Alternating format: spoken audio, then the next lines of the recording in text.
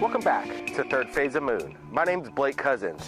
The world's famous alien abduction case, the Betty and Barney Hill story. Denise Stoner, along with Kathleen Martin, who happens to be Betty Hill's niece, two alien abduction experts speak with us right here on Revolution Radio Live. And then all of a sudden, it goes dead. Kathleen Martin and Denise Stoner wonders what happens on the radio show. Strange noises come through. The host, Dr. J. Andy Elias, and I were cut off from speaking on the radio show.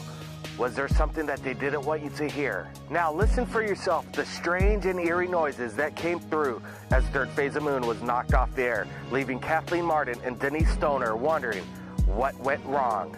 Now, the Revolution Radio Show, Third Phase of Moon. We are live, Third Phase of Moon Radio. We have a special show for you today. We have Kathleen Martin, who's also going to be joined by Denise Stoner, her co-author, in Hour 2. For all of you who don't know, Kathleen Martin is an abduction specialist. She's been researching this for years. And on top of that, if that wasn't already enough, she actually happens to be Betty Hill's niece. So we're going to hear some amazing stuff from her.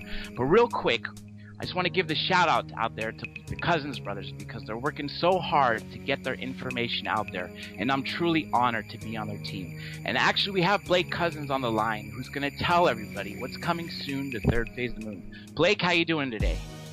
Doing good, Dr. John Andy Elias. This is going to be an amazing show and some incredible insight coming in from the niece of Betty Hill and their famous abduction case. But I wanted to give our viewers and listeners right now an update. What's been happening just the past few days right here at Third Phase of Moon. We're looking for correspondents, UFO documentarians themselves, looking for stories and people that want to share their experience with Third Phase of Moon. And we had a person that reached out, Eric McCarthy from Seattle, Washington. He's a documentarian, and he did an amazing special report in regards to bizarre UFOs caught on video right there in Seattle. And I suggest everybody go take a look at that huge flying saucer documentary special report 2013. And again, more footage continuously comes in. Vicki Lee, a new correspondent to Third Phase of Moon, introduced amazing footage from, again, the UFO hunter from Myrtle Beach, Joe Kiernan, sharing incredible footage, along with what looks to be an exploding UFO, or basically started out as looking like a star, then it exploded into pieces, and it looks like they have their own sense of awareness, and it looks like there's some intelligent, design going on behind it. Our Honda UFO sent us some amazing video. Again, UFO breaks apart, shocking UFO reports from around the world. Take a look at it, Third Phase of Moon. And last and not least, just yesterday we received another video.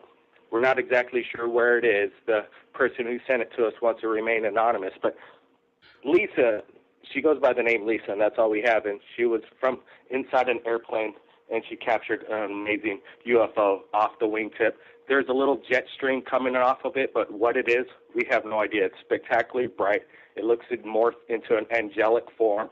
Is this some kind of new military aircraft? We have no idea. But again, Third Phase of Moon is the top UFO channel because we're putting it out there as fast as we get it to the world.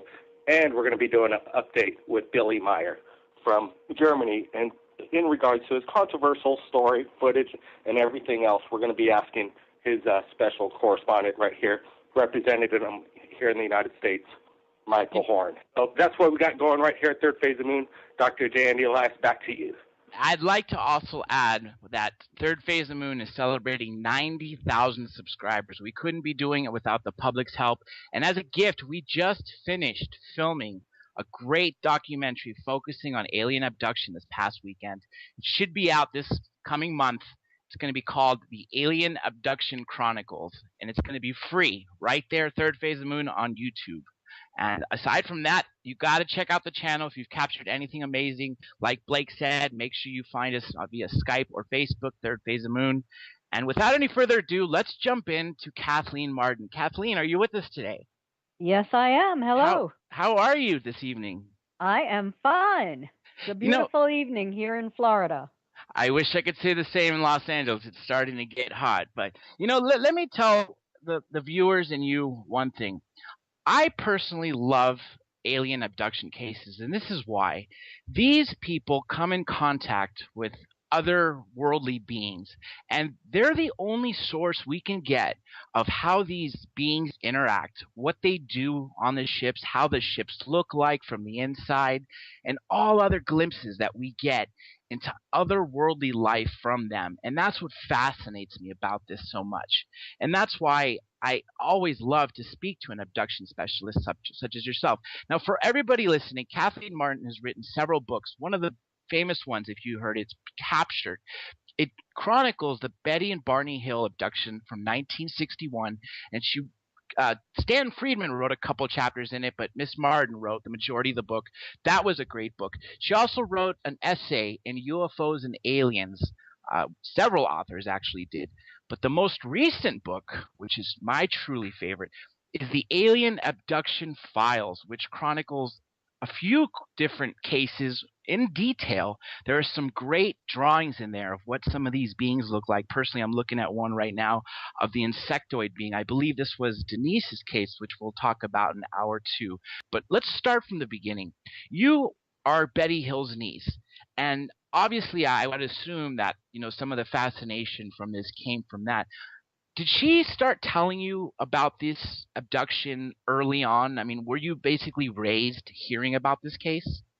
She absolutely did. Her abduction occurred on September 19, 1961, in the early morning hours. It was after midnight, and she was probably released from capture at about 2 a.m. And drove on home with my Uncle Barney to Portsmouth, New Hampshire on the seacoast. They went to bed and rested, and when they woke up, Betty called my mother. And it was funny. Barney said to her, "Betty, don't tell anyone about what happened last night. No good can come of it." And it was typical of Betty to show him that he wasn't going to boss her around. She walked to the phone, picked it up, called my mother, and I was seated in the same room. It was the afternoon. I was home from school. And so I heard my mother's side of the conversation with Betty. When my mother hung the phone up, then she filled me in on the fact that Betty had told her that she and Barney had a close encounter with a flying saucer the previous night when they were returning home from their vacation trip. So I was in on this from the very beginning. Within 2 days of that phone call, my family drove up to Betty's and Barney's house. It was about 20 miles away from my childhood home. And we heard the story from each of them, heard about the close encounter. Barney sat on the couch and told my father about the non-human entities he'd observed through the windows in that craft as he looked up at it through binoculars. My father told me that he clearly remembers that. And my father is still alive. He's 90 years old now. But he told me that a few years ago when I was investigating the case on my own. And we saw the spots on the trunk of the car, these shiny spots that caused a compass needle to spin, indicating that there was a strong magnetic field in that area of the car. Been found on other people's cars too after an abduction experience. We know that today. I remember Betty handing her watch and Barney's watch to us and passing it around and say, "See if you can make these watches run," because they were running the night before, but when they arrived home, they were not running. They rewound them thinking they just had run down. They were wind-up watches. The watches never ran again, and it was probably because of the magnetic field from that craft. So there you have it. Betty's dress was torn. I didn't see the torn dress until years later. She had already folded it and put it in her closet, knowing that it had to be repaired. There was a 2-inch tear in the stitching along the top side of the zipper, a 1-inch tear in the thick zipper fabric. The lining was torn from the hemline to waist, and the hem was torn down on one side. It had been in fine shape when she'd put it on the morning of September 19. On the morning of September 20th, it was torn. There was no prosaic explanation for how that tearing had occurred. The tops of Barney's best dress shoes were deeply scraped. He had to buy new shoes and wear those for yard work after that. So there was a lot of evidence that something had happened. They knew at that time they had arrived home later than anticipated. It didn't really sink in until a couple of months later that they were missing at least 2 to 3 hours of time. Kathleen Martin, welcome to Third Phase of Moon. This is Blake Cousins. I want to get to this question. You're speaking about evidence, and one of the recent documentaries we did called The Alien Human Project was in regards to alien implants, and Dr. Roger Lear was removing them from alien abductees. Has Betty ever been scanned for body plants when she was alive? No, Betty was never scanned. Some individuals had suggested to me that we have Betty autopsied to look for implants, but Betty's daughter objected to that idea. She did not want her mother to be autopsied, so she was not. With a case like this, I think that would probably be the best, maneuvers to do an autopsy. She might have some smoking gun evidence of extraterrestrial implants in her. Is there any way, is the daughter still around, that maybe she could be, put into another kind of way of thinking and possibly allow that to be, to that process to happen? No, her daughter said absolutely not. She will not permit it. Let's go back to the Betty Hill encounter, Kathleen. 2 things I want to say. First, if you don't mind walking us through the whole encounter for all the listeners and the viewers who are going to see this on Third Phase of Moon, and also talk about if Betty Hill and Barney were upset that Dr. Simon released this information. Well, he didn't really release it, but let me start at the beginning. Yes. Okay. Betty was a social worker for the state of New Hampshire, and she had a week-long vacation.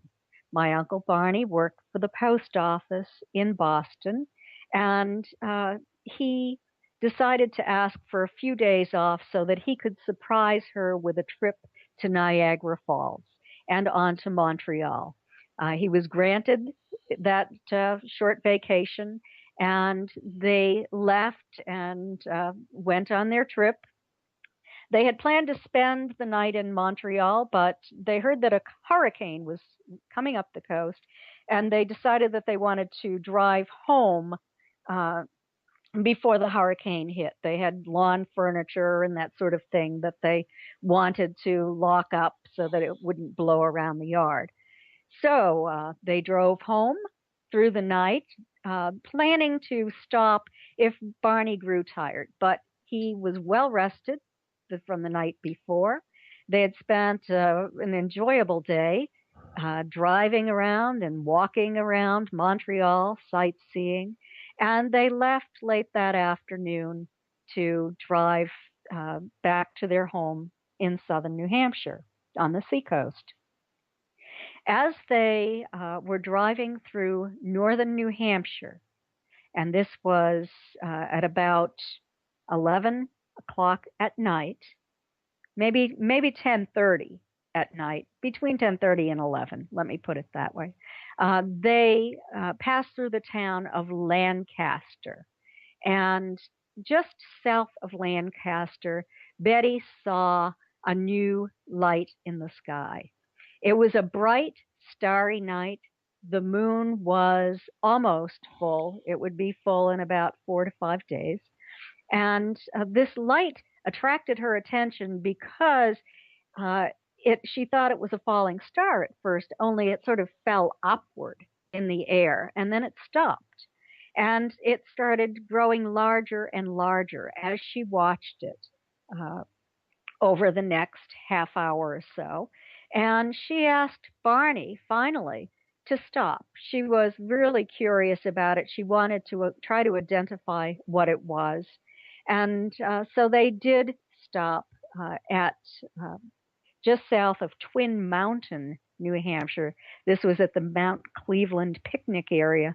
Got out of the car and looked at this thing as it moved in even closer, and then moved out away from them and came back very rapidly. Got back into the car, and they drove south toward an area called Franconia Notch. This is a beautiful scenic area in New Hampshire, and the craft was at that point pacing them as they drove along, Betty looking up at the craft. They stopped again at the Old Man of the Mountain.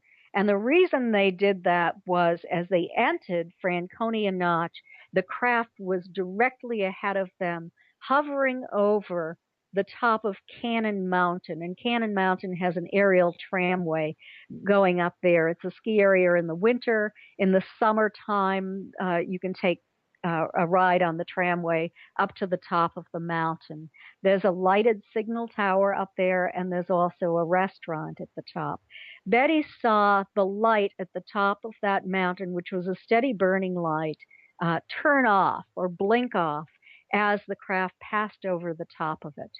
So they reached the Old Man of the Mountain, which was only maybe a mile or less south of there, on the other side of the mountain, and got out of the car and looked up. Now, the Old Man of the Mountain's profile is 48 feet from chin to forehead. And at that point, they could judge that the craft they were looking at was at least 1.5 to 2 times as the length of the old man's profile. As they looked up at it through binoculars, it appeared to be rotating, and it appeared to be lighted on one side because they would see this blip, blip, blip. And it looked almost cigar-shaped at that point because of the lights that they would see as it blipped along. They got back into the car. They realized that it was large, that it was silent, that it was just hovering up there next to the old man's profile. Betty continued to watch it as it moved in a stair-step pattern, as it seemed to bounce back and forth in the sky. And then it started to come in very close. And as they exited the south entrance of Franconia Notch, she was becoming excited. It was an area called Indian Head, and the Indian Head Resort is there. And today, right in front of that resort, is a historical marker that the state of New Hampshire erected on the 50th anniversary of Betty's and Barney's encounter to commemorate the event. So moving back to the story, Betty asked Barney to pull over to the side of the road again. So he's looking for a place to pull over. But before he can find a spot, the craft shifted ahead and stopped right over the top of the highway. This was Route 3 in New Hampshire. It was a major north-south route at that time. And Barney had to stop the car right in the middle of the highway, straddling the center line so that he wouldn't be directly under the craft. And then it started to descend toward Betty and Barney. When it was over the car, it was about 200 feet above the car. They looked up at it. They could see a row of windows with an intense blue light shining out from behind those windows. Barney is looking up at it through the binoculars when it shifted to an adjacent field. And he walked into that field with the binoculars and looked up at the craft. And that is when he saw the non-human entities looking back at him. And what I'm telling you now is all conscious recall, what they remembered before their hypnosis sessions with Dr. Benjamin Simon. Everyone, except for one of those figures standing at the window, then turned and walked toward a panel in unison, almost like Barney said it reminded him of the way that the military moves, that they did it all at once. and their arms went up. He could see them from the tops of their heads down to their knees. And when their arms went up, something started to drop down from the bottom of that craft. And this and the intense look on the leader's face, who was standing at the window, making eye contact with Barney, frightened him terribly. He thought that he was going to be captured like a bug in a net, he said. And he tried to pull those binoculars away from his eyes and finally succeeded and ran back to the vehicle, screaming to Betty that they had to get out of there or they were going to be captured. As he was getting back into the car, the craft then shifted over the top of the car. He noticed that. And he told Betty, as he went speeding down the highway, to roll down her window and to look up to see if she could see the craft overhead. She was expecting to see lights. She didn't see lights. All she saw was blackness. It was like a black void. And so she rolled up the window and she said, "I think that it's gone." But then, as soon as she did that, she and Barney started to hear a series of buzzing or beeping sounds. They were code-like. They were a sort of electronic buzzing sounding, or electrical maybe. And they seemed to be striking the trunk of the car. And when this occurred, the car began to vibrate, and a tingling sensation passed through Betty's and Barney's bodies. The next thing they knew, they were 35 miles down the highway with very little recall of what had happened in the interim. They remembered encountering a roadblock somewhere along the way. They didn't know where or when that occurred. They remembered a bright, fiery orb silhouetted on the road. It seemed to be against a stand of trees. It appeared to be moving, but they were not moving. This was part of their conscious recall. They then, Barney at that point, attempted to make that vibrating sound. He heard a second series of beeping sounds or buzzing sounds, and Betty did too. And he was wondering, was something shifting in the car? Could he cause that to happen? He experimented. He couldn't cause it to happen. So he then just drove back to Portsmouth. He and Betty were really hungry for human contact. They wanted to make contact with somebody. It was the middle of the night. They couldn't find a restaurant that was open. They didn't encounter a police officer. They just drove alone back to their home in Portsmouth, arriving at about 5 o'clock in the morning. Kathleen, we got a few minutes here before we go to break, but I want to talk a little bit about the hypnotic regression. You know, the story you've just shared with the listeners right now is a classic close encounter of the third kind. Now we're looking at a photo here. It looks like a drawing of a greenhouse and aliens levitating a person up into a flying saucer, very much a close encounter of the fourth kind, contact. Could you explain to us what this picture is all about? And did Betty and Barney, for the viewers, have continuous experiences with alien beings? Okay, I think that you must be looking at the alien abduction files. Yes. With Jenny Henderson being taken up through a window in her house up to a craft accompanied by three beings. Now, Betty and Barney were walked onto the craft.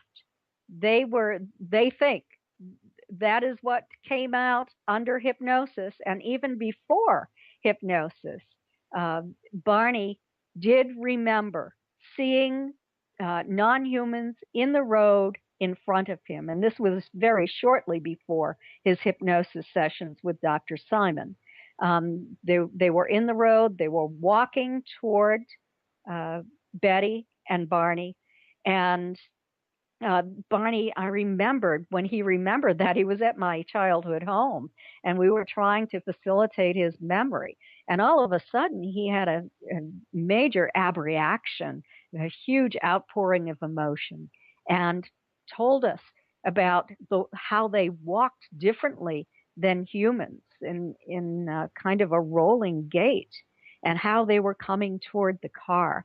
And under hypnosis, he and Betty remembered that there was a group of ETs standing in the road, and the motor of their car died, and this group divided into two, and three went to Barney's door, and three went to Betty's door, and. We will pick this up right after, Kathleen. For all you listeners out there, stay tuned for Third Phase of Moon Radio. We'll be right back in literally 2 minutes. We are back, Third Phase of Moon Radio, live right here. We are researchers on a mission for the quest for the truth. We've been speaking to Kathleen Martin, who is an abduction specialist, author of 4 amazing books, and also happens to be Betty Hill's niece. Just before the break, we were talking about revisiting the old Betty and Barney Hill case, which actually is a little over 50 years old now. And just before we went, the commercials interrupted us. Kathleen Martin was speaking about how they went about to recall their memories and finding Dr. Simon. Can you pick that up where you left off, Kathleen? And then I got a question to ask you about Marjorie Fish. Oh, sure. Okay. Well, I was talking about the capture and how this was revealed through hypnosis with Dr. Benjamin Simon, who was a renowned psychiatrist in Boston, Massachusetts. Betty and Barney saw him every Saturday for about 6 months in 1964. And he saw them separately, and he induced amnesia at the end of each session so that they couldn't even remember what they had stated. He wanted to make sure that they couldn't share information, contaminate each other's information. So I was talking about their memory of being taken from the car, and they realized that these were non-human entities in the road. Barney said, "I think it's the ones I saw in the field." Betty then became terrified. She said that she'd never been so frightened in her entire life. She was crying on the hypnosis tapes as she attempted to escape from the car and run into the woods, but she was intercepted before she was able to step out of the car by 3. She and Barney were both taken down a path in the woods. As far as I know, she was walking, but Barney felt as if he was floating, and only the toes of his shoes were striking the rocks, he said, as he was moved along. And then he felt the toes of his shoes slide up an incline and bump at the top of a little elevated structure at the top of that incline as he was taken on board the craft and into an examining room. Betty fought. She didn't want to go onto the craft. They didn't have the kind of control over her at that moment that they had put on Barney, who had a gun, and left it. They took it from him and left it on the car seat. I know that because he sat on it when he was returned. So she then ripped her dress as she fought not to be taken up. She got a good kick off onto one of the ETs. They then took control of her, took her into an examining room, and she and Barney were given separate examinations, very much like occurs today. There were skin samples taken, skin scrapings. They looked into the different orifices in their bodies and took samples from that, hair samples. They took samples of reproductive material from Betty and Barney. They examined their skeletal system. They were very interested in human skeletons and in their nervous system. And Betty and Barney both thought that they were attempting to determine the differences between humans and themselves. Betty had the famous needle in the navel inserted into her navel, just as women do today. And we know that today that process is to remove ova. And it caused excruciating pain. And the one that she called the leader, that I call the escort today, took away her pain. That's the one who today has a relationship with his human subjects throughout their lifetime as they're taken over and over again onto the craft. You asked if Betty and Barney were taken more than once.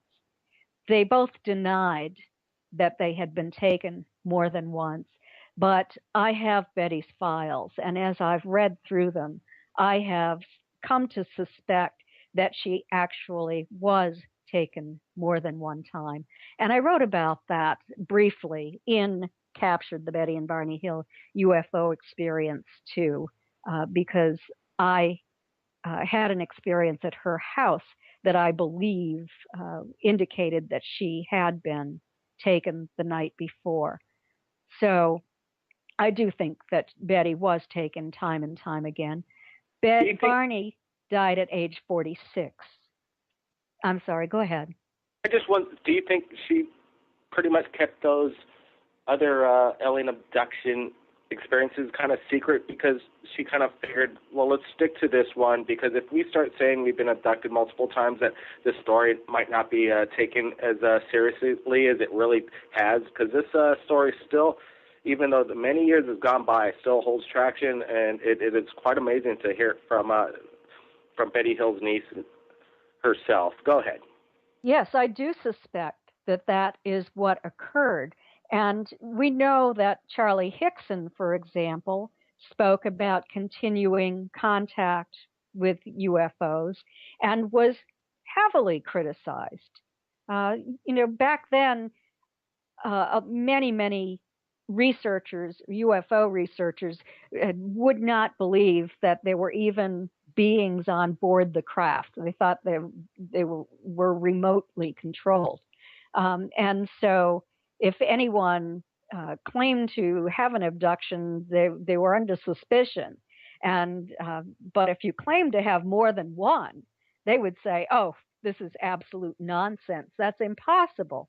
People couldn't even have more than one UFO sighting in a lifetime, they would say. So I know that that probably had an impact upon Betty. You know, one of the most astonishing things about this case is the Marjorie Fish map. Well, Betty Hill, under regression, drew a star map that she was shown on board. And Marjorie Fish, for all you listeners out there who don't know, tried to recreate this. And what she did is she took little balls and hung them by string in her room to try to see from which angle this star map could have existed. Now, at the time, she couldn't find it because the star maps that we had couldn't match up to it. 7 years later, though, apparently we were able to see further into space and see these. And Marjorie Fish was able to do this 7 years prior to what mainstream science was able to, which confirms that what Betty Hill saw on the craft and recreated under regression existed, even though in the face of all these people who were denying it, truly happened. Can you tell us a little bit about that and why it's so important? Yes, Marjorie went to extraordinary lengths to identify the stars on Betty's map. Because we didn't have computers then, and she couldn't just go to the library and check the book out. She had to go to the university, to the astronomy department, and sit and copy all of the distance data for all of the stars in nearby in our galaxy. And then take all that data back to her house, do the math, and using monofilament and line, construct three-dimensional models of our nearby galactic neighborhood, about 55 light years out. In all, she constructed 26 of these models, and one of them had 256 stars in its proper three-dimensional location. It's just, I'm awestruck by the intelligence of this woman and the determination and the patience to go through all of this work in order to attempt to find this identification.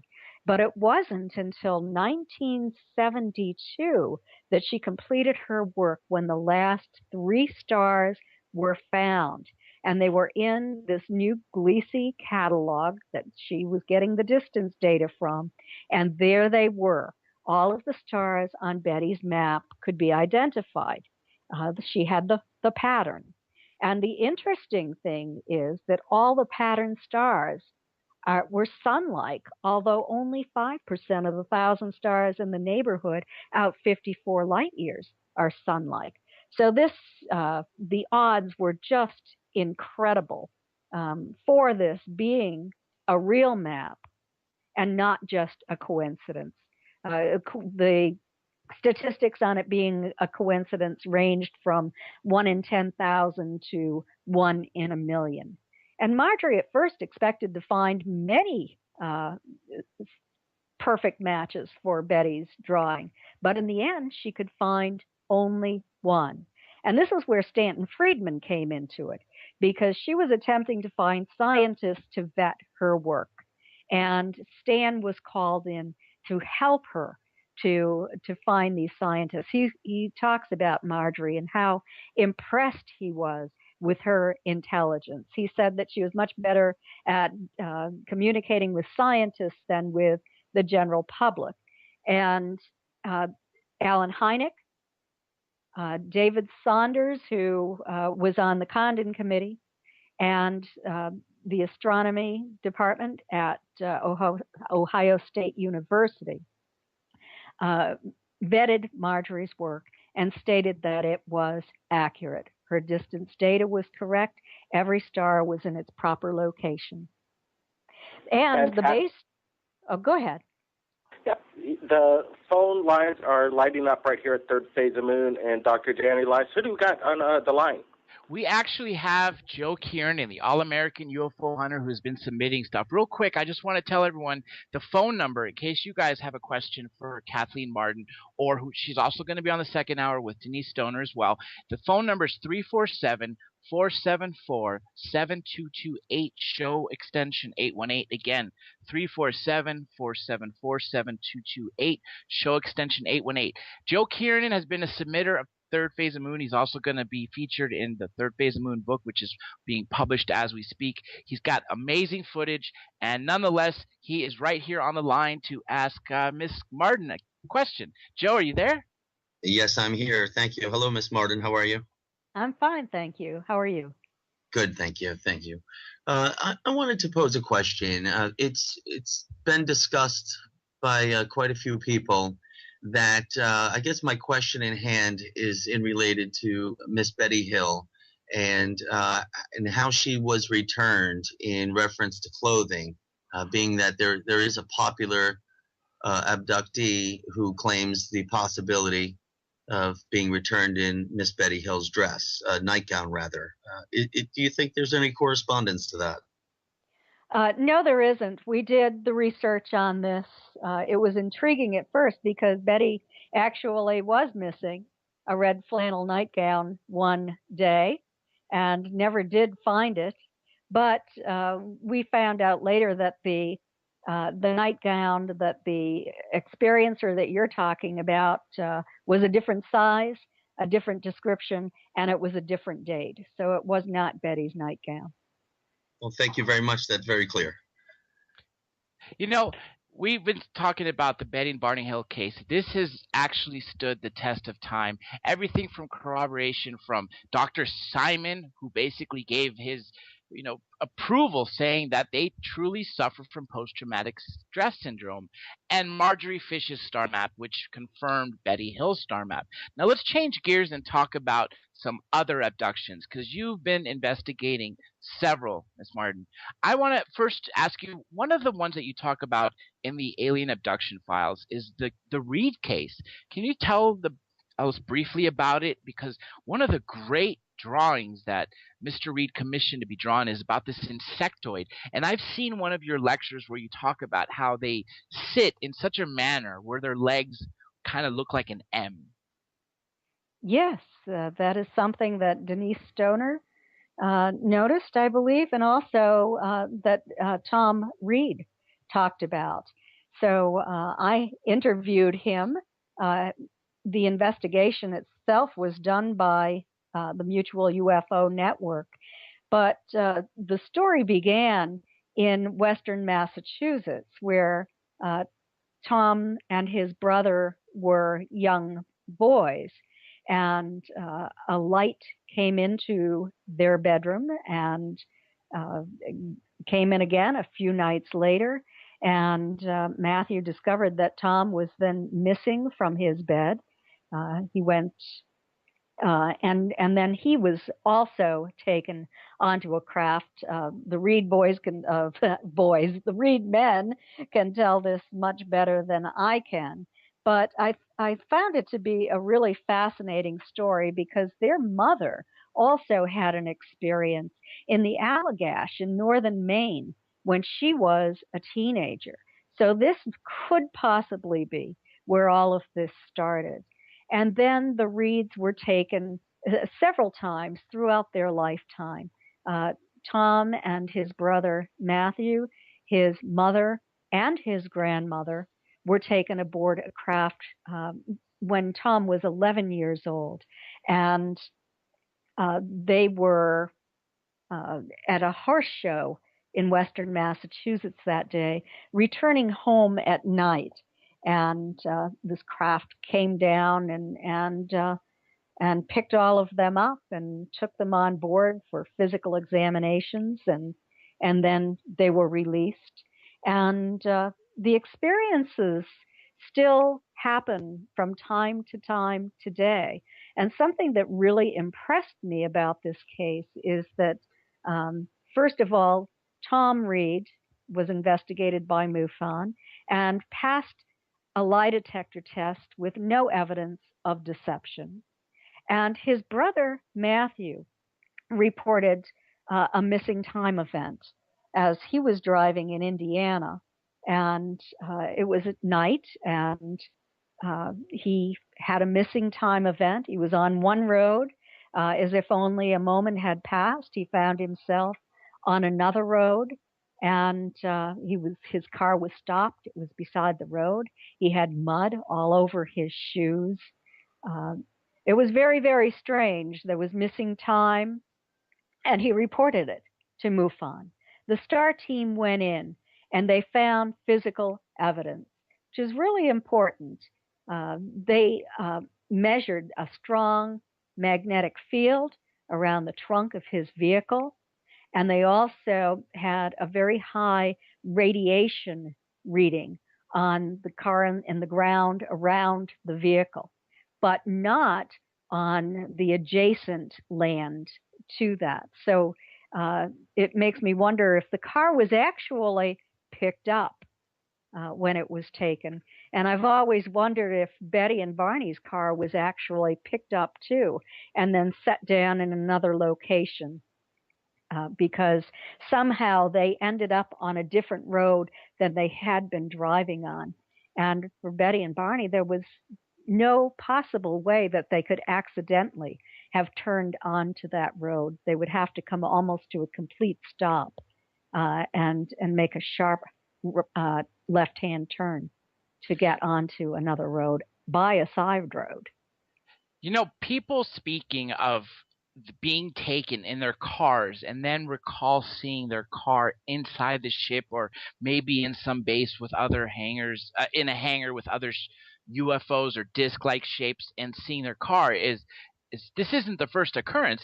As a matter of fact, in another book that you participated in that we mentioned earlier, UFOs and Aliens, which is a compilation of original essays from several amazing researchers, including Kathleen Martin and yourself, you mentioned, or one person in here, Jim Maroney, spoke about his abduction case where he recalls seeing the car when he was abducted inside a ship that he presumes it could have been a base. You know, I think that's just an amazing thing. Now, I also want to ask you, because we talked about these insectoids, Betty and Barney Hill drew and actually sculpted something that resembles the beings that took them.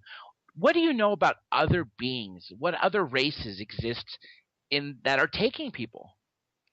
Well, that was one of the questions that I have asked on the second stage of my first questionnaire project. This is the Marden Stoner Commonalities Among UFO Abduction Experiencers study. And we did this research project for an entire year in 2012. We started at the end of 2011. We had 50 experiencers and a 25-person control group for stage 1. In stage 2 of that project, it was a ET technology questionnaire. And I'm still collecting completed questionnaires from individuals. I have less than 30. I need 50 in order to really compile the results. So if anybody's listening who is an experiencer, I'd certainly appreciate it if you'd go to my website at kathleen-marden.com and fill that out to help me with this research. But I can tell you what I have so far from, it's about 28 people. The majority have seen the grays, the short grays, the taller grays. I think we're all familiar with the grays. Then the next most prevalent group is the insectoids, who are often seen working in concert with the grays. Reptilian beings are also mentioned in about 40% of the cases, I believe.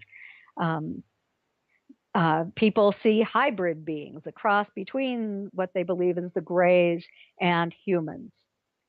People have reported a Nordic type of being, an Anunnaki type of being who is also human in appearance but very, very tall, and tall whites, tall goldens, short blues, sort of short pudgy blue beings. And some people have even reported sort of hairy, almost Yeti-type beings. There's a few movies Hollywood has portrayed alien abduction cases, and the ones that come first to mind are like Close Encounters, E.T. the Extraterrestrial, and a movie that came out at the same time E.T. came out. But it was actually a horror movie made in London, and it was called Extra. And this movie was absolutely horrifying, and it's interesting to me, this insectoid rendition of this alien encounter looked to me exactly like the one in the movie Extra.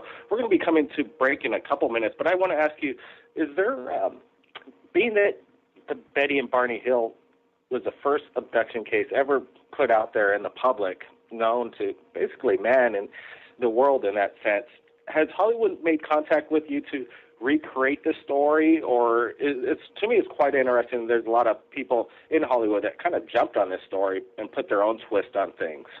Yes, Stan and I have taken a motion picture option on Captured. So we're hoping that there will be a movie down the road sometime. And we would be dying to see that. We hope it comes out soon because, I have not seen the one with James Earl Jones. I know that was a made-for-TV event, but that was great that they actually did that they covered the case. But now that the public, especially the younger generation, is more open to this, I would love to see a major motion picture about the Betty and Barney Hill case. Now, let me go back to something you just said a moment ago when we were talking about other races. You mentioned the people seeing the Yetis or something similar to those large hairy beasts, which, again, for all you listeners out there who don't know, the mountain Yeti is also the skunk ape, which is also the Bigfoot, or whatever you want to call it, Sasquatch. It's just been seen around the world. Do you think, Kathleen, that this Bigfoot or Yeti, Sasquatch or skunk ape is the same and it's actually an extraterrestrial? I really have no idea. I can tell you that out of 50 respondents, only one mentioned that. So it was a very, very tiny percentage of the respondents who mentioned a Yeti-type being, or those short blues, or the tall whites, or the tall goldens. Almost everybody else had talked about the first groups that I spoke of. Now, out of all those beings, again, we're coming to break shortly in about a minute and a half, but of all those beings, can you tell us which ones are the meanest to the abductees and which ones seem to be the most sympathetic with their pain and terror? Well, without a doubt, the reptilians are the meanest. They're the ones who reported over and over again to have raped women on the craft. I receive very positive reports about the Greys, only some people are very frightened by them too. But when you're talking about pain and fear, that comes with the Greys. Most people who have contact with the Nordic types are not fearful of them. And it looks like we are coming on break. Everybody, we are listening to Kathleen Martin. She will be staying on. Denise Stoner is joining us second half of Third Phase of the Moon Radio Live. Stay tuned. We'll be right back in a couple short minutes. We are back to Third Phase of the Moon Radio Live. We are researchers on a mission, and I'm your host, Dr. J. Andy Elias, joined by the founder of Third Phase of the Moon, Blake Cousins, UFO hunter and researcher, Joe Kiernan, and our guests today are Kathleen Martin, abduction specialist, author of 4 amazing books, who also happens to be Betty Hill's niece, and we also join now, hour 2, with Denise Stoner, who has been a MUFON assistant director of abduction studies for over 2 decades. She is an asset to MUFON, and she made her writing debut, her author debut, with Kathleen Martin in the Alien Abduction Files. Now, just before we went to break, we were talking about the different races that abduct people. And Kathleen, you mentioned that the reptilians seem to be the meanest. After you finish telling you what you're saying, Denise Stoner, I want to pose that same question to you and then ask you about your experiences. Sure. I don't care for the reptilians either, and I don't like to research or investigate those. I really don't know why. I can't tell you why, but the depth of my research is with the Greys and with the insectoids. Now, a lot of people, not a lot, but several people, including John Lear, Jim Sparks, claim that there's some Greys that are not really full beings, that they're half robotic and half bio, and therefore they don't really contain a soul, and they're not really sympathetic or empathetic, and it's more that the taller Greys seem to be the ones in charge and to be the ones that, for lack of a better term, have a soul. Would both of you agree with that, or what's your take on that? Well, I would have to say from my point of view that the larger Grey, I have an escort that's always been with me for as long as I can remember. And I would have to say that, yes, that escort is intelligent, that it is a true being. Whether they have a soul or not, I don't know. If I were to be made to choose, I would say yes, because they can alleviate pain. They can take away fear. They can make someone feel comfortable in their environment. And they come from me. I recognize them, and I now could pick them out of a Grey lineup. And so, yes, they are not robots. I truly believe they are not. The smaller ones, I call them soldiers, and something makes them operate outside of their own choice to maneuver. Kathleen, what would you have to say with that? I agree with Denise on that. I'm not certain if the smaller ones are cyborgs or if they are actually biological entities or robots, but they are the ones who do not express emotions. They are the ones who behave as assistants or guards, or as Denise said, soldiers on the craft. They seem to pretty much take orders from the taller Greys, who seem to be sentient beings, who are intelligent, who communicate, who do have some range of emotions, and seem to be sympathetic toward humans. Denise Stoner, welcome to the show. This is Blake Cousins. I want to ask you a question. You just spoke of your escort, an alien Grey, a taller being, above stature of the common Greys, correct? Yes. Okay. The question is, does this being communicate with you on a basic level, or does it get quite complex, like world events, maybe what their agenda is, Do you speak with the entity and like, well, it's kind of a nice day today? How does the communication break down? No, not at all. It seems to me that this being only speaks when absolutely necessary. The agenda is this is what we're going to do. You're going to come along with me when we reach the craft. This is what we're going to do here. It's all right. Oh, you're in pain, so my forehead is touched to alleviate the pain. If I'm overly fearful, there's something that they do to communicate. You're not going to be afraid. That pain and fear are alleviated. And it's like I'm going to follow their instructions because since I was a child, I've been all right with it, and I know I'm going to be returned. That being has not given me any information beyond that, and I'm just beginning to reach the point where perhaps I'll try and ask some more questions. I have not up to now. I think that's, maybe speak to them as how we're just speaking right now in a general, realistic, genuine way and see what their reaction is. It sounds like you have a continuous, encounters with this being, and do you have a name for him? I just call him my escort or my guide. That's all I have ever called him. I almost don't feel like there could be a name, although Kathleen and I are in the process of figuring that out a little bit more.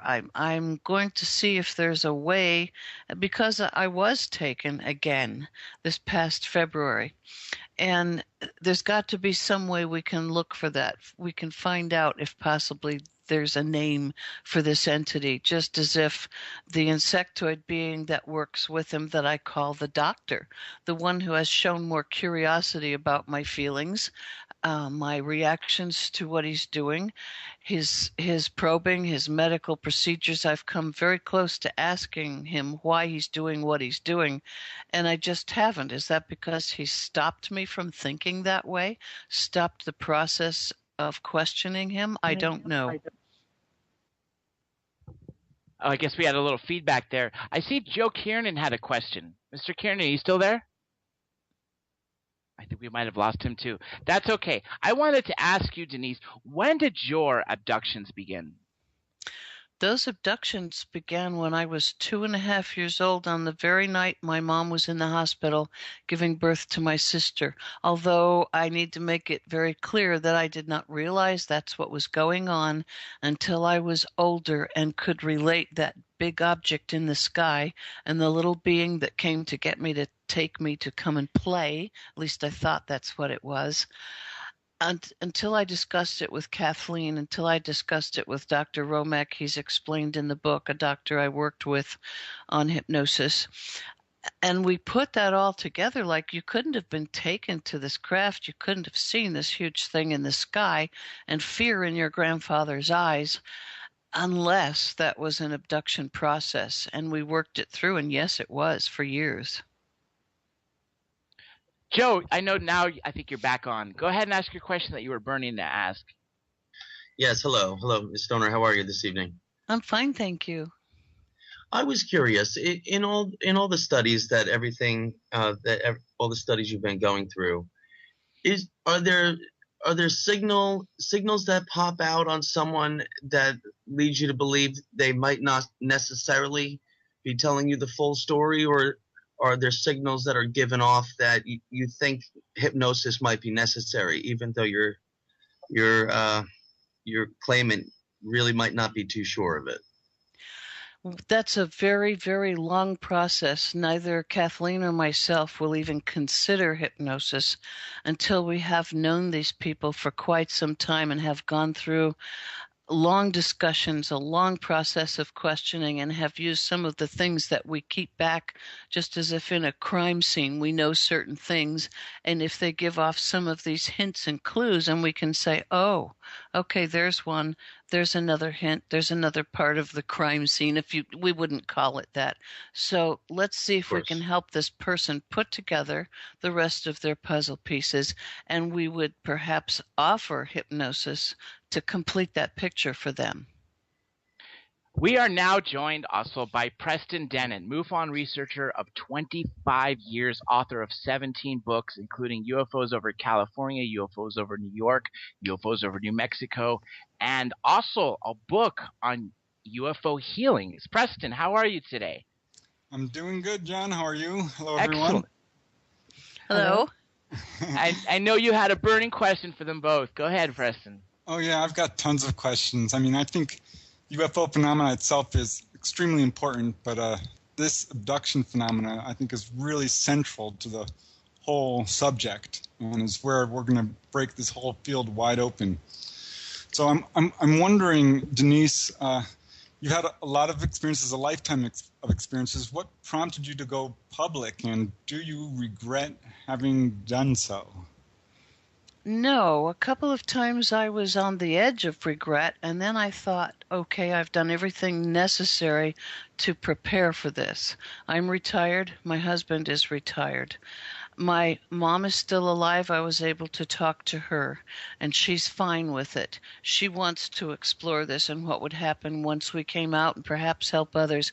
I have 12 cousins up in Connecticut. I've talked to the majority of them, and they're all fine with it. We just don't have a problem at this point in our lives. We're all in our 60s.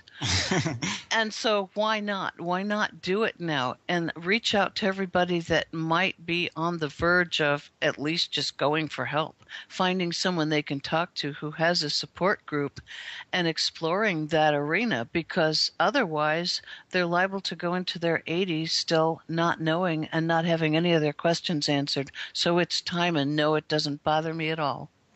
So you have a pretty large extended family. How did they react? Does anyone else have experiences as well?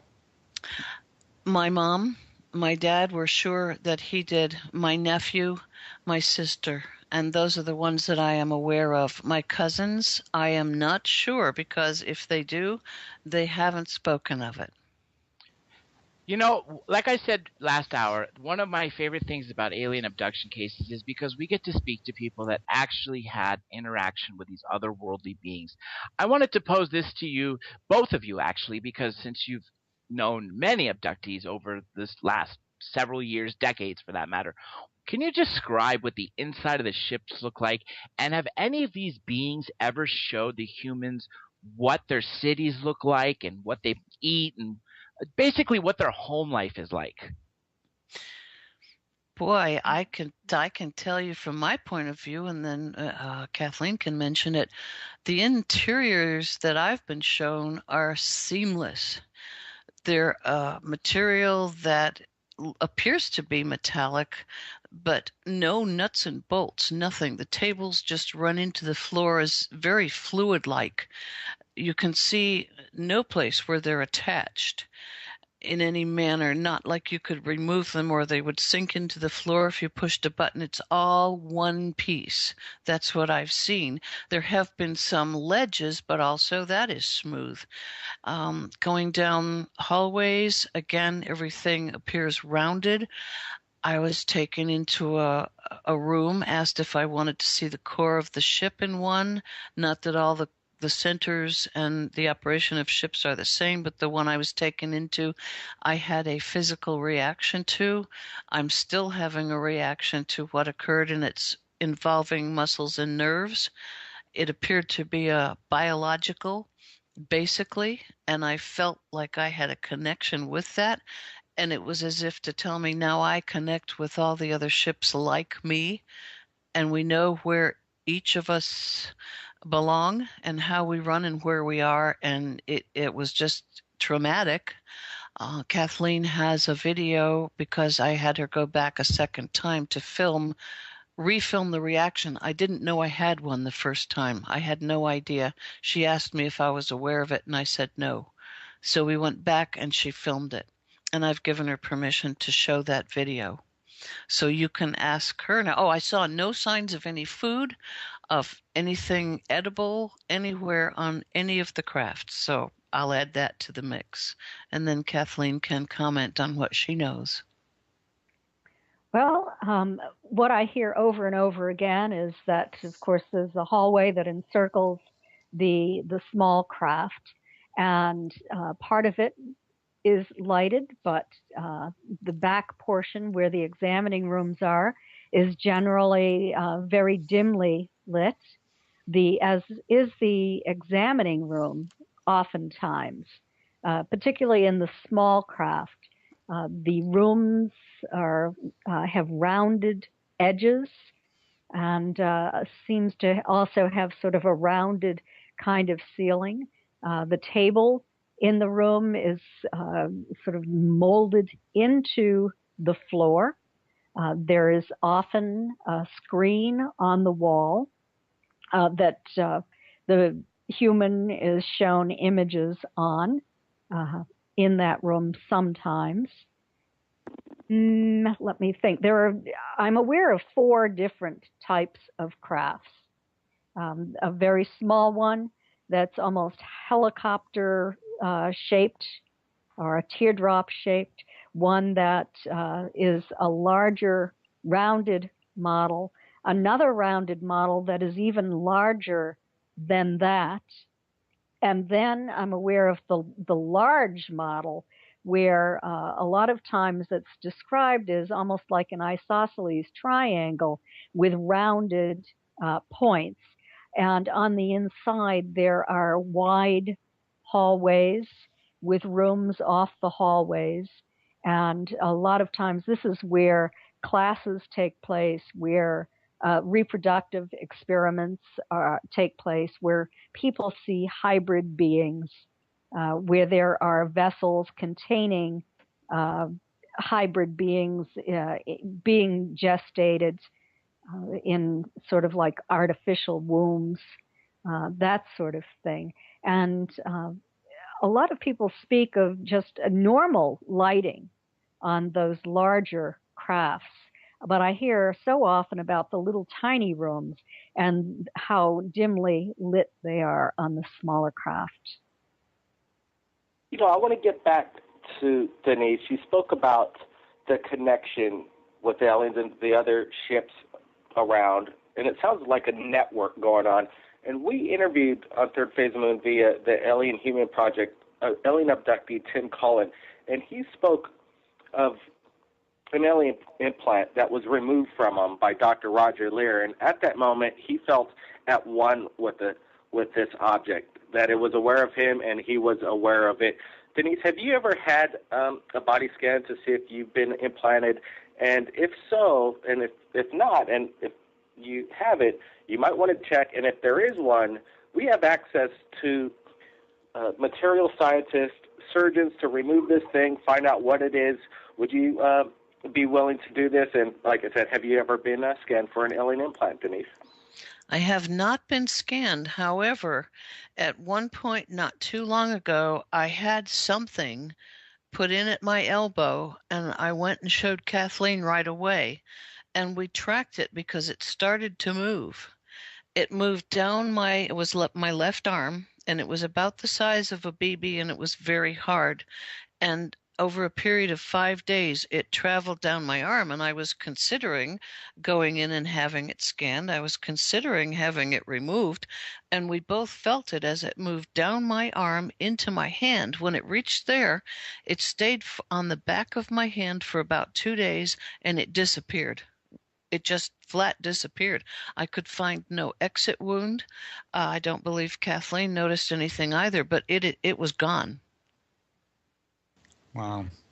I have a question, actually. This is a question for both of you. One of the first abduction cases that I ever investigated was here in Reseda, California, involving this young woman who had gray-type ETs come into her bedroom several times and operating on her brain, she said. This was all recalled consciously. And her mother was also having experiences. And as I was interviewing the family, I found out that the father worked for the military doing highly classified projects. And this is something I keep coming across in other abduction families. And I noticed, Denise, that you actually did work in the military as well. I see that here in your book. Mm-hmm. And I'm wondering what you think the connection is there. And you, Kathleen, have you run into this pattern as well? Well, my dad worked for aerospace, and he worked first for Aerojet. in Sacramento or outside Sacramento, California, and then he went to work for Command Sciences. So didn't our friend who was looking for us that day. We were missing for 3 hours up in Colorado, and my dad would go out to a test site called Jackass Flats to test whatever it was he was working with. He couldn't talk about it. And then he also passed away of a very strange illness that it's common, but they can't figure out where he came down with it because they believe it was due to some chemicals he was working with. And so all of these types of things in the family, my husband's relative also worked, we believe, at Area 51. And we have all the proof in the world that that's where he worked. He used to disappear for great lengths of time, told us all kinds of stories about that. I can't name names because we promised that we would not. Not over the air anyway. And he was an engineer. He also worked for Bechtel Corporation and was involved with a lot of different types of things there. He also worked with my dad. So clearly this is a factor of some kind. Well, we wonder. We don't know. And yes, I did work in a simulation laboratory at a research facility that was military. And I have to say that many of the individuals who have contacted me have either served in the military or grew up in military families. So there seems to be a higher than what anticipated percentage of people with a military connection. Do you think that's because they're trying to, invade our military, so to speak? And, it concerns me a little bit, honestly, that. I have no idea. I don't know. Wow. I'd like to know. I would too. Ms. Stone, I wanted to ask you another question. If we could jump back a few minutes ago when you were describing the 4 separate types of crafts. In your knowledge on the crafts, when you are taken aboard the crafts and examinations or any time you're on the crafts, are these crafts somewhat close to ground, or are you taken possibly outside the atmosphere? Boy, I would relate to something that we've discovered while we were researching and investigating. In one of the larger crafts like this, it's a very, very good possibility that Jenny and I saw each other on a craft. Jenny was escaping or attempting to escape some project, we feel. These may be research ships in a lot of different aspects, because I actually recalled a balcony, and on the balcony was another individual I recognized. That person is not aware that they had been abducted. I questioned them after I was brought home during the week and asked them if they owned a certain particular outfit. I was told yes. Once I realized that happened, I couldn't say, hey, I saw you the other night on a ship. I just couldn't do it. But I am pretty sure that I saw Jenny, and Kathleen asked us both separately, individually, about our outfits. They matched. And we were on this ship, a balcony opened up. We were in some very, very cold area, like possibly the Rockies. It looked very Swiss Alps type down on the bottom. Lots of granite cliffs and trees, and I was holding an object. It was very heavy for its size. It was shaped like a box, and when we were told we were to drop these objects off the ship into the woods below, into the forest, the entities were very displeased about what we were doing. It wasn't working correctly. There were lots of lines of abductees in hallways. We were all in some sort of aspect working on these projects, and that's when I'm sure I saw Jenny as attempting to escape, not wanting to follow through with the project, and ran into one of the rooms off to the side. So there may be a lot of things going on in these larger crafts. So you were able to actually see scenery from the balcony? Yes. Wow. That craft tipped very close to the granite cliffside before that balcony opened. And when I found myself back at home, my feet were frozen. My face was red as from the wind blowing, it appeared. My cheeks were all red and had a little bit of, not frostbite, but rosy, like they'd been out in the snow. My hands were cold. Yeah. And the bottom of my pajamas were damp. You know, we got a couple more minutes before we go to the next break. I know this is going to be a long answer, which I'm going to pose to both of you. I want to talk about the alien agenda. Like I said, if it takes us into break, we'll continue it right back up. But both of you, what do you think they're trying to do? Dr. Jacobs believes that they're making hybrids, and that each generation of these hybrid babies seems to look more and more human in ultimate goal so they can infiltrate Earth. And he believes right now they're walking amongst us. Do you agree with that? And in your opinions, what is the alien agenda? We'll start with you, Kathleen, then we'll go to you, Denise. If it goes into break, we'll pick it right back up. Well, that is just so perplexing to me.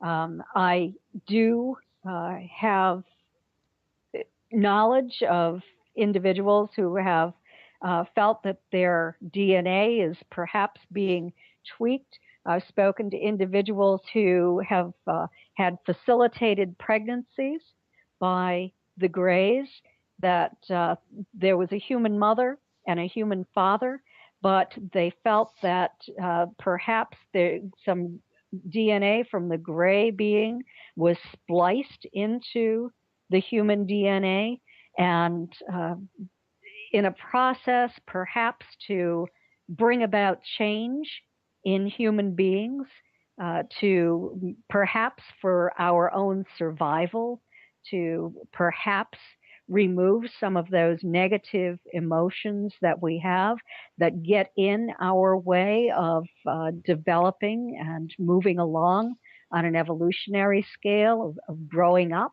to a point where we might someday join the cosmic kindergarten. So that's just speculation on my part. I don't know. No, and I'd have to say one comment that I am so intrigued with, and I need to find the answer, and I don't know why. I'm obsessed and compelled to get the answer. I know that I was told on a ship that what they create and what accidents. Denise, yes. We are going to have to pick this up right back after this short break. All you listeners out there, this is just a quick 2-minute break. Stay tuned. Third Phase of the Moon Live. We'll be right back. We are back. Third Phase of Moon Radio Live. We are joined. I'm your host, Dr. J. Andy Elias, joined by my co-host, Preston Dennett, also UFO researcher Joe Kiernan, founder of Third Phase of Moon, Blake Cousins, and our special guests, Kathleen Martin and Denise Stoner. Real quick before we go back to where we were talking about before, since this is the last leg, if anyone out there wants to ask anybody a question, especially our special guests, call in 347-474-7228, show extension 818. Again, 347-474-7228, show extension 818. And I just want to tell everyone, make sure you listen live every week, Thursdays, 8 to 10 Eastern Standard Time. Guests in July include Stanton Friedman, William Henry, Carrie Cassidy, and John Searle, the godfather of free energy. Just before we went to break, we were talking about alien agenda. And Denise, you were just about starting right before the commercial started. So if you don't mind picking up right where we left off, go ahead. Sure. Yes, I was told at one point, because I believe I was used as a breeder, that whatever mistakes are made as far as breeding, we must carry ourselves and then raise on our own. So does that say that there are some sort of hybrids here? They didn't care for the results, and we are raising hybrids, and we just don't recognize that fact? And who are they? I don't know. It's been driving me crazy ever since I recall being told that. Preston, you had a question real quick before we get to the other ones. Yeah, this is a question actually for both of you. I love the book, by the way. It's absolutely just a wealth of information, very well written, and I highly recommend it. So my question is, a number of abductees that I've interviewed, and certainly this is turns up with other researchers, and I noticed this in your book, have received messages of future disasters and warnings of environmental problems upcoming. And I'm wondering what you think of that whole theme that keeps coming up in these UFO encounters. Well, I wonder if the ETs focus upon this so often with humans when they're aboard the craft that perhaps this has happened in the ET's past to their own planet, and that they're very concerned about our planet, and therefore are warning us that we really need to take care of our environment before we lose it as they did theirs. And, then there are other researchers who believe that this is all a test of human emotions, and that the ETs are only interested in observing the way the humans react to an environmental disaster on a screen, because they're so interested in our emotional range. So, it's another question, but it's sort of fun to speculate about. Well, certainly they've given predictions that have not come true. So yeah. That's true also. And there's also something that we are looking for, because when Kathleen used some hypnosis on me to try and find out what it is I feel I have locked up inside that I can't get out, I can't recall, something happens. I have a reaction. And then she told me that others have had the same reaction. We're trying to have others come forward and mention it without us telling them what it is, to see how many of us have the same thing occur when they try to force the memories forward. Do you think that, are there any emotions or any feelings that would lead you or others to believe an abduction was going to be taking place that day or evening? Or are there any signs that you're given to make you pay more attention? Yes. And I didn't realize it for a long time, but I can pretty much tell that something's going to happen. And a couple of times I feel like I've been able to avoid it.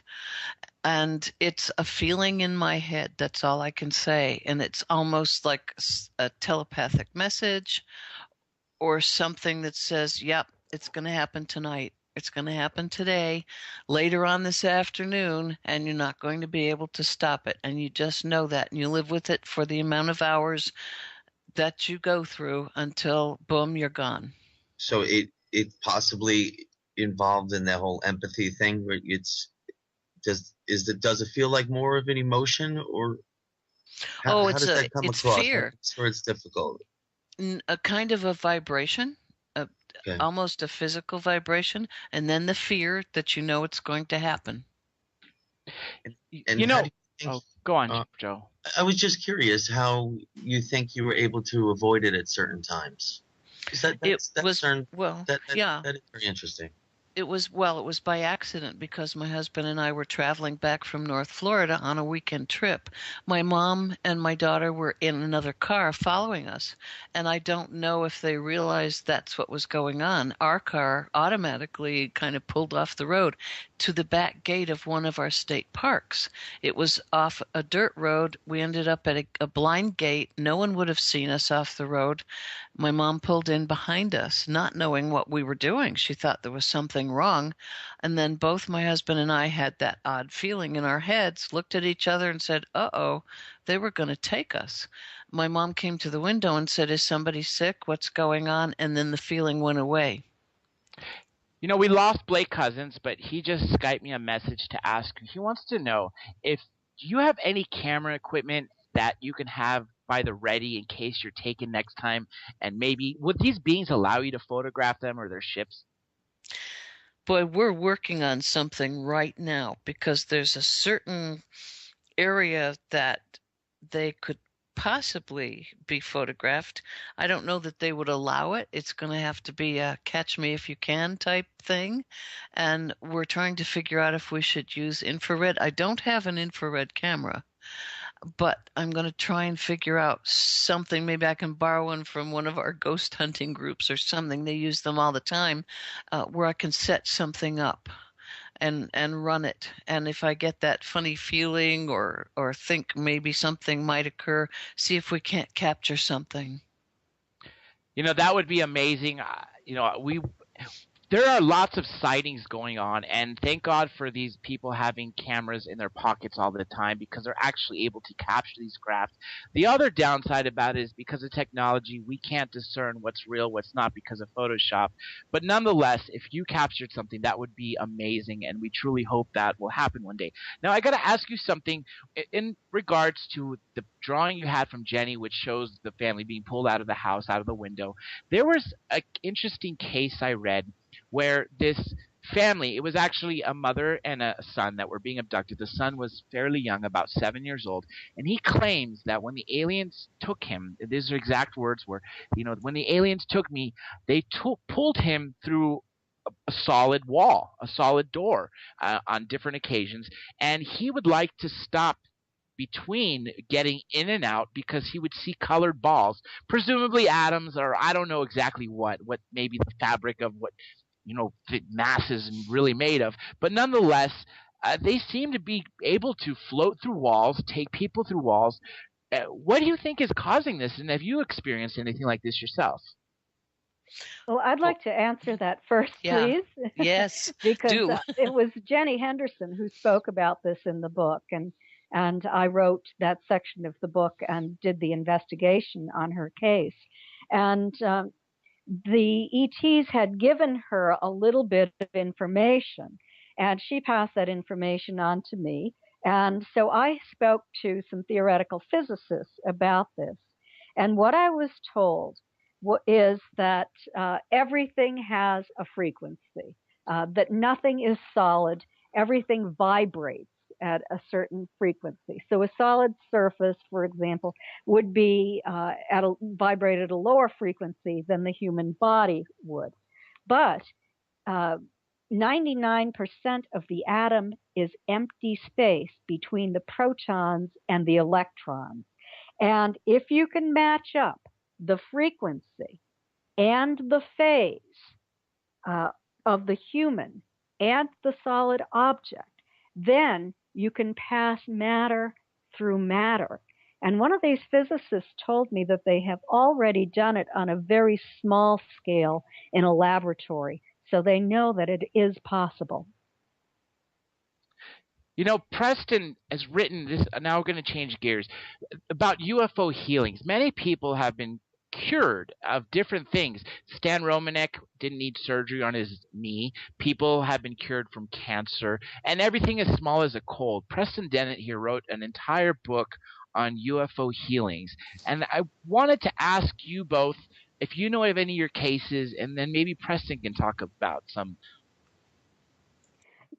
Yes, in the case of Jenny Henderson in my book, she had been ill with chronic fatigue and immune dysfunction syndrome since her abduction in 1988. And in 2012, she was healed, and she remembered that. She asked the ETs to heal her, and they did. And I talked about the entire process that she went through in this book. Very interesting. That's fast. Denise, have you experienced that? I have not experienced it, but I am exploring that avenue right now because I'm doing an exercise, a continuous exercise, asking for healing for a specific thing from the ETs. So we're going to see what happens. Yeah, my book covered 100 cases. That was years ago. I think there's probably well over 200 or 300 cases in the literature right now. So I wonder what you guys think of how that speaks towards alien benevolence versus, hostility. Oh boy, I don't believe that they're hostile, not the ones that I have dealt with or they've dealt with me, whichever way you want to look at it. I think that they have an agenda. They are trying to help us save what we have, but our Earth is also an oasis for many people that are out there. How many planets are like this? Not many. I think they need us. We need them. Just because their emotional makeup is so different from ours doesn't mean that we don't need to pay attention. And they're trying to figure out how to do that and perhaps how to blend back into their systems what they lost over a period of time. I feel nothing malevolent about them. Well, So has there been benefits then for you for having all these experiences? I think it's a part of what I'm supposed to be doing. And if I'm a part of this program, I don't feel badly about it at all. And if you ask me would I want it to stop, no. Wow. That's the answer I get from, most of the people I've interviewed. What about you, Kathleen? Is that pretty consistent, would you say? Absolutely. It is consistent. People will complain to me about how frightened they are. And I have suggested to people to ask not to be taken, to say, this is really frightening me. Do you think that you could give me a break or stop taking me? And 100% of the time, they say to me, I really don't want it to stop. Yeah. This is also brought up in your book. Some of the people who have experiences find that they've become, profoundly psychic, probably as a result of these experiences. And I wondered if you could speak to that.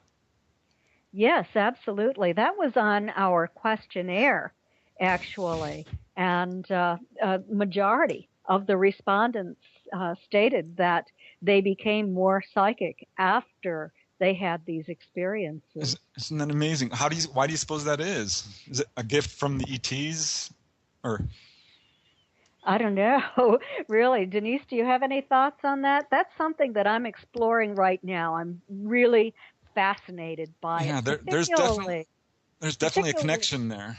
There is, and particularly since near-death experiencers become psychic, and abduction experiencers become psychic. Is there some process that ever takes place where the human soul partially leaves the body? Maybe, I don't know, but I just have a hunger to acquire that knowledge somehow. So that's what I'm working on right now. I have to agree.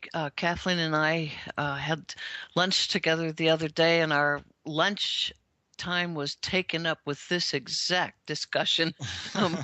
Both of us have an extreme hunger to find these answers, partly because one or both of us have had some experience with illness. We've had some experience with people that we know that have had near-death experiences and have come back with some psychic ability. And this all appears to tie in, but how does it tie in and why? If they've been abducted and they've had a near-death experience and they've had possibly some recall of a past life, and since they've had that recall, they have become more psychic.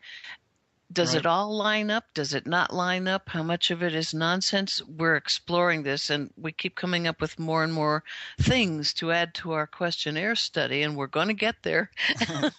One lady I interviewed, she actually asked, she was being abducted by these gray-type ETs, and it was very horrifying in the beginning, but then they started talking to her, and she had a lot of spiritual experiences. And she asked, why are you doing this to me? What do I get out of it? And they told her directly, we've given you a huge boost in your spiritual growth. So I thought that was interesting. Oh, that that's is very, yes. Yeah.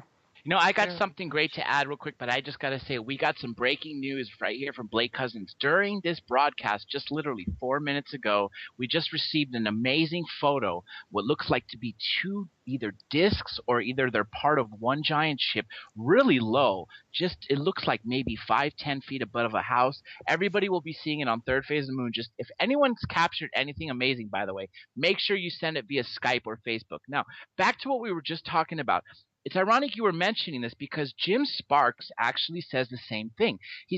That everything starts out terrifying, but then these people flower, he calls them, or blossom into having these experiences be profound. Even Whitley Strieber, who was a horror science fiction writer, wrote a very terrifying book, and in the end, the book was titled Communion, for the fact that he turned it to be a very positive experience. And I thought that was great. Now, also, Jim Sparks talks about that when he's on board these ships, that him and other abductees are being prepared for some sort of task, like to lead other people in a direction, to calm people down when something happens, some catastrophe, or I know we talked about this a little while ago, but something is supposed to happen on Earth, and all these abductees are supposed to be helping. Do you know anything about that? I'm going to pose this to both of you. Let's start with you, Kathleen, and then we'll go to Denise. I have heard that story over and over again from various experiencers. They believe that at some point that there will be perhaps a natural disaster and that they will be called upon by the ETs. I really don't know if this is just another emotional experiment or if this is something that's going to take place. Everybody is curious about it because so many people have received a similar message. Kathleen, have you had any UFO experiences getting involved in this? I mean, have you, as a result of it? I've noticed that a lot of investigators have ended up having experiences themselves, and I'm wondering about you. I believe that I did in February. Hello. Hello, this is Kathy. Hi, this is Denise. Are we back on? Oh, we've lost John. Uh-oh. Funny that happened just as I was talking about. I thought so too. It was really odd. I'm watching the screen here, and it looks like they're all trying to get back. Yes, we completely lost it. Yep. I hear something off in the background. And they've only got a couple of minutes before we go off the air.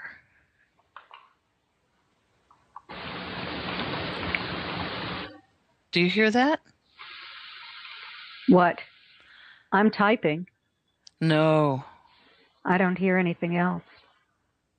Oh boy, I hear very like a sound like we're in a metallic room.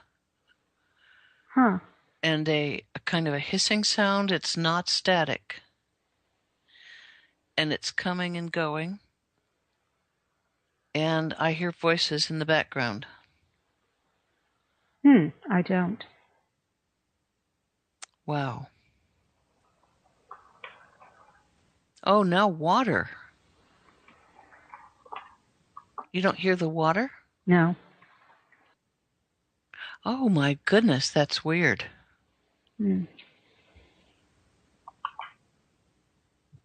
Like someone's in a swimming pool or a bathtub. You can't hear that either, huh? No. Gee. And it's kind of creepy. Let me see. Oh. I'm wondering if I can call him. I don't know. Let me see. I'm going to move my thing over here and see video call. Do you think if I just clicked on it, would I lose you? Yes, I think so, but go ahead. Okay. Oh, don't do video call, though. Oh, whoops. A call. Okay, here goes just call. I can't even do call. Are you there? Yes, I'm here. Yeah, nothing's happening.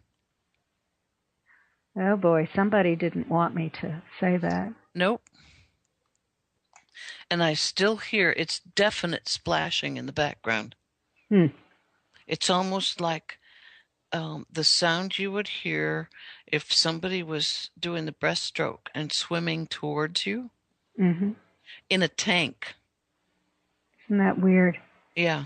Let me hang up completely and try to reach him. Okay. Okay. We'll see if we can get a connection back.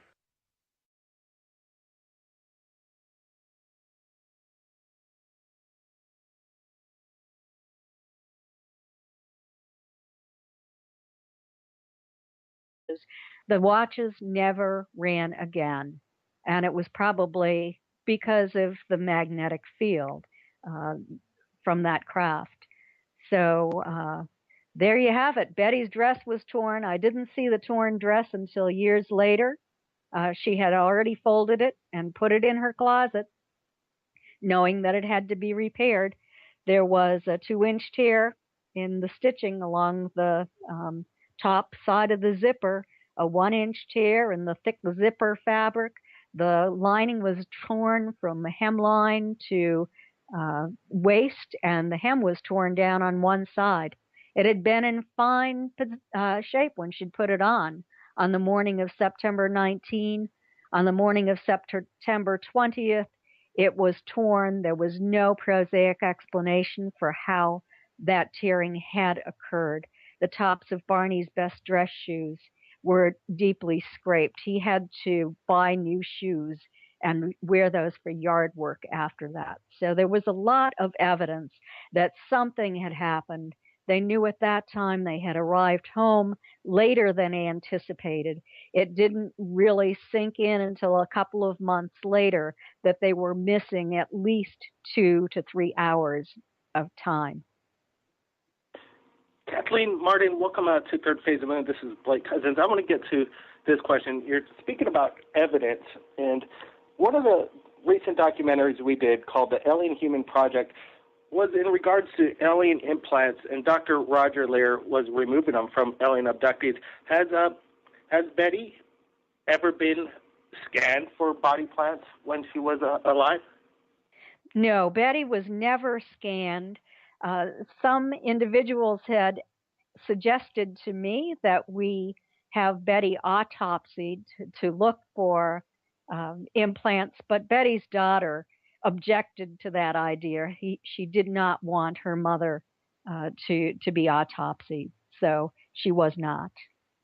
With a case like this, I think that would probably be the best, maneuvers to do an autopsy. She might have some.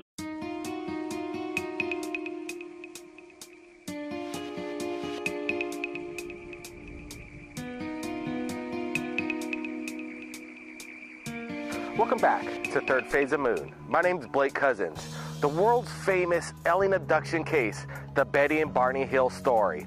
Denise Stoner, along with Kathleen Martin, who happens to be Betty Hill's niece, 2 alien abduction experts, speak with us right here on Revolution Radio Live. And then all of a sudden, it goes dead. Kathleen Martin and Denise Stoner wonders what happens on the radio show. Strange noises come through. The host, Dr. J. Andy Elias, and I were cut off from speaking on the radio show. Was there something that they didn't want you to hear? Now listen for yourself, the strange and eerie noises that came through as Third Phase of Moon was knocked off the air, leaving Kathleen Martin and Denise Stoner wondering what went wrong. Now, the Revolution Radio Show, Third Phase of Moon. We are live, Third Phase of Moon Radio. We have a special show for you today. We have Kathleen Martin, who's also going to be joined by Denise Stoner, her co-author, in Hour 2. For all of you who don't know, Kathleen Martin is an abduction specialist. She's been researching this for years. And on top of that, if that wasn't already enough, she actually happens to be Betty Hill's niece. So we're going to hear some amazing stuff from her. But real quick, I just want to give the shout out there to the Cousins brothers, because they're working so hard to get their information out there, and I'm truly honored to be on their team. And actually, we have Blake Cousins on the line, who's going to tell everybody what's coming soon to Third Phase of the Moon. Blake, how you doing today? Doing good. Dr. John Andy Elias, this is going to be an amazing show and some incredible insight coming in from the niece of Betty Hill and their famous abduction case. But I wanted to give our viewers and listeners right now an update. What's been happening just the past few days right here at Third Phase of Moon? We're looking for correspondents, UFO documentarians themselves, looking for stories and people that want to share their experience with Third Phase of Moon. And we had a person that reached out, Eric McCarthy from Seattle, Washington. He's a documentarian. And rested. And when they woke up, Betty called my mother. And it was funny. Barney said to her, "Betty, don't tell anyone about what happened last night. No good can come of it." And it was typical of Betty to show him that he wasn't going to boss her around. She walked to the phone, picked it up, called my mother, and I was seated in the same room. It was the afternoon. I was home from school. And so I heard my mother's side of the conversation with Betty. When my mother hung the phone up, then she filled me in on the fact that Betty had told her that she and Barney had a close encounter with a flying saucer the previous night when they were returning home from their vacation trip.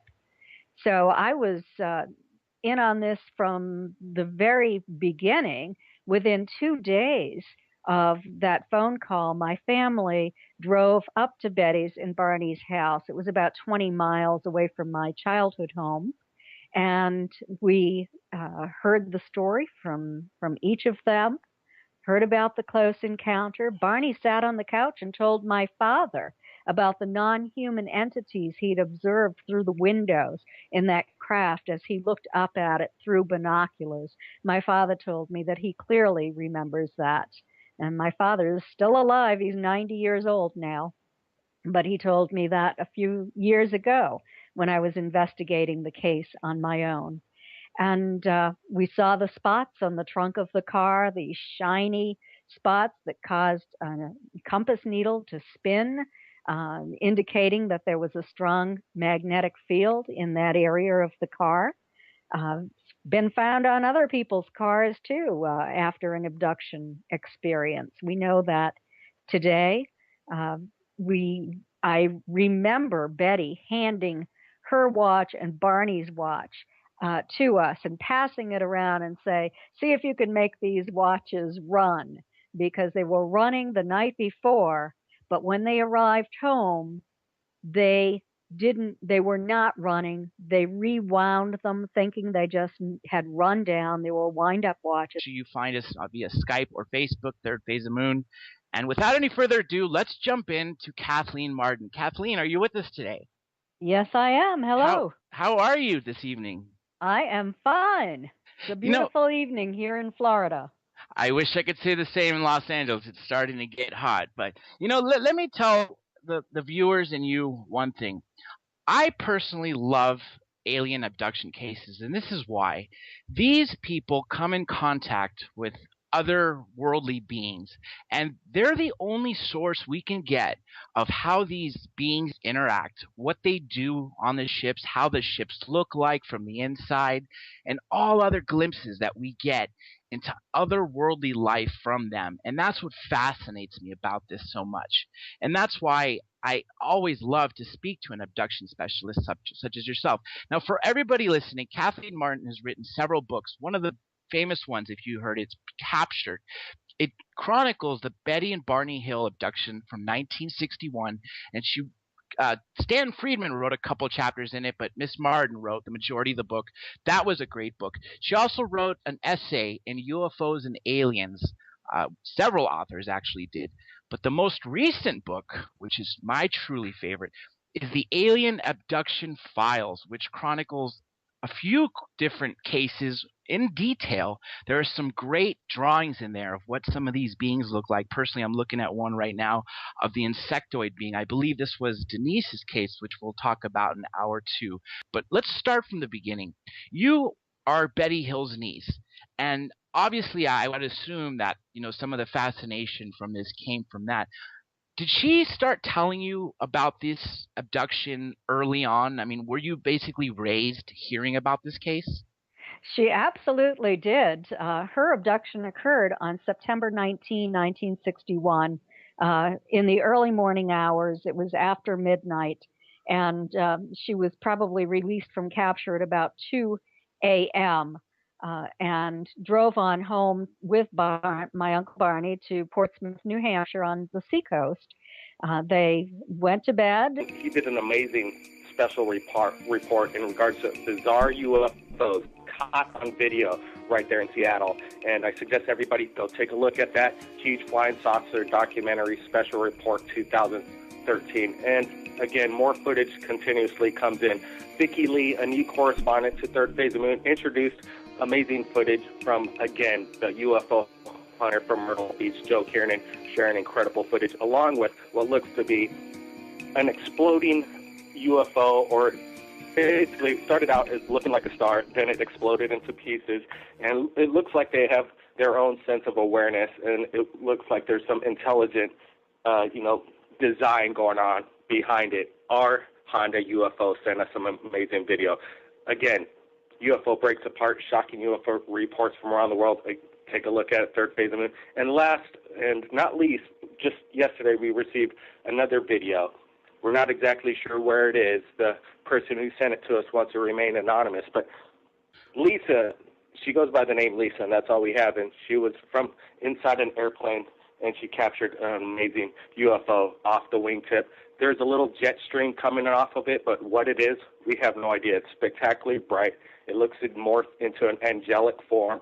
Is this some kind of new military aircraft? We have no idea. But again, Third Phase of the Moon is the top UFO channel because we're putting it out there as fast as we get it to the world.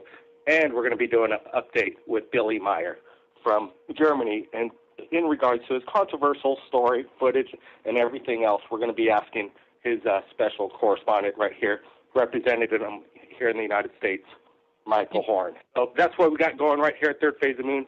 Dr. J. Andy Elias, back to you.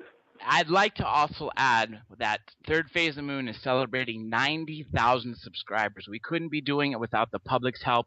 And as a gift, we just finished filming a great documentary focusing on alien abduction this past weekend. It should be out this coming month. It's going to be called The Alien Abduction Chronicles, and it's going to be free right there, Third Phase of the Moon on YouTube. And aside from that, you got to check out the channel if you've captured anything amazing. Like Blake said, make